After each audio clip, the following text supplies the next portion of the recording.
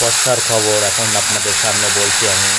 দেখুন কি পরিমাণে বৃষ্টি হয়েছে। বৃষ্টি হওয়ার জন্য রাস্তায় প্রচণ্ড জল হওয়ার জন্য যানবাহন চলাচলতে খুবই কষ্ট হচ্ছে, এমনকি অ্যাক্সিডেন্ট ঘটারও সম্ভাবনা থাকছে বেশি।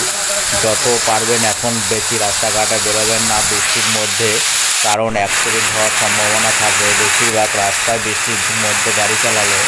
আর দেখুন এই গাড়িটা তলিয়ে গিয়েছে, বৃষ্টি আরও এখন তোমার 2-3 দিন হতে পারে সম্ভাবনা রয়েছে। আপনারা দেখুন আরও একটা বিশাল ক্ষতি হয়ে গেছে রাস্তার সামনেই।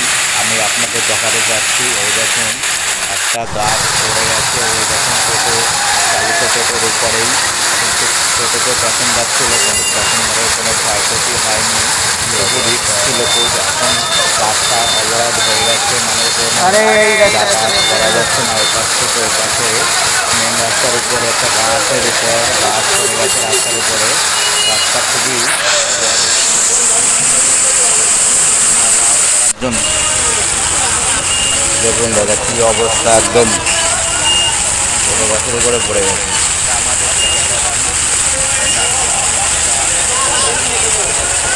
দাদা এই ডাল কটা ভেঙে ফেলে চলে যাবে।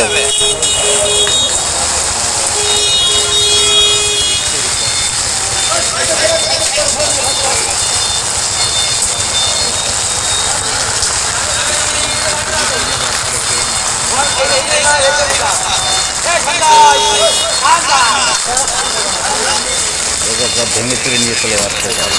দেখুন সবাই ডালপালাগুলো ভেঙে নিয়ে যাচ্ছে, গাড়িটা খুবই ক্ষতি হয়ে গেছে।